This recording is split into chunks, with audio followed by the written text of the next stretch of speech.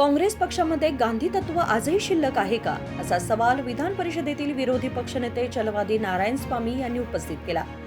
बुधवारी बेळगावमध्ये पत्रकारांशी बोलताना ते म्हणाले की स्वातंत्र्य मिळाल्यानंतर काँग्रेसचे नाव बरखास्त करा असे महात्मा गांधींनी सांगितले होते. कोणत्या विषयाला कोणते नाव द्यायचे हे त्या सरकारवर अवलंबून असते असे त्यांनी स्पष्ट केले. ರಾಮ ಮಂತ್ರಿ ಮಾಡಿದಾರಲ್ಲ ಅದಕ್ಕೆ ಅವರು ನಮ್ಮ ವಿರುದ್ಧ ಪ್ರೊಟೆಸ್ಟ್ ಮಾಡ್ತಾರೆ. ಕೇಂದ್ರ ಸರ್ಕಾರದ ವಿರುದ್ಧ ಮತ್ತು ಬಿಜೆಪಿ ವಿರುದ್ಧ.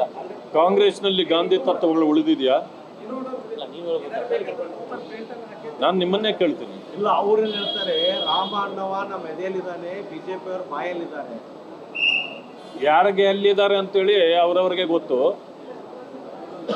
ಗಾಂಧೀಜಿ ಅವರು ಹೇಳಿದರು, ಸ್ವತಂತ್ರ ಬಂದ ನಂತರ ಕಾಂಗ್ರೆಸ್ ಅನ್ನೋದು ಹೋರಾಟಕ್ಕಾಗಿ ಮಾಡಿದ್ದ ಪಕ್ಷ.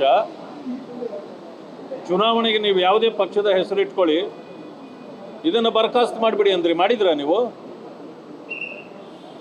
ಗಾಂಧಿಯ ಕೊಲೆ ಆಗಿಲ್ಲ, ಆಮೇಲೆ ಆಯಿತು. ಆದರೆ ನೀವು ಅವರ ಮಾತನ ಕೊಲೆಯನ್ನು ಮೊದಲೇ ಮಾಡಿಬಿಟ್ರಲ್ಲ.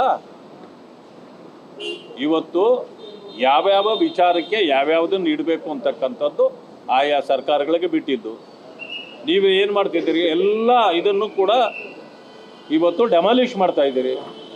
ಯಾವುದಕ್ಕೆ ನೀವು ಗೌರವ ಕೊಟ್ಟಿದ್ದೀರಿ? ನೀವು ಗೌರವ ಕೊಟ್ಟು ಬೇರೆಯವರಿಂದ ಗೌರವ ಕೇಳಬೇಕು. ಅದನ್ನು ಬಿಟ್ಟು ಏನು ಗಾಂಧಿ ತತ್ವವನ್ನು ಕೊಲೆ ಮಾಡಿದರು ಅಂತ. ಗಾಂಧಿಯನ್ನು ಯಾರೂ ಕೊಲೆ ಮಾಡಲಿಕ್ಕೆ ಆಗೋದಿಲ್ಲ. ಅವರ ತತ್ವ ಸಿದ್ಧಾಂತಗಳು ಇವತ್ತಿಗೂ ಕೂಡ ಬದುಕಿರ್ತವೆ. ಬಾಬಾ ಸಾಹೇಬ್ ಅಂಬೇಡ್ಕರ್ ಅವ್ರದ್ದಾಗಿರ್ಬೋದು ಎಲ್ಲ. ಆದರೆ ನೀವು ಬಾಬಾ ಸಾಹೇಬ್ ಅಂಬೇಡ್ಕರ್ ಅವ್ರನ್ನ ಯಾವ ರೀತಿ ನಡೆಸ್ಕೊಂಡ್ರಿ ಅಂತೇಳಿ ಅದನ್ನು ಬೇರೆ ಹೇಳ್ಬೇಕಾ?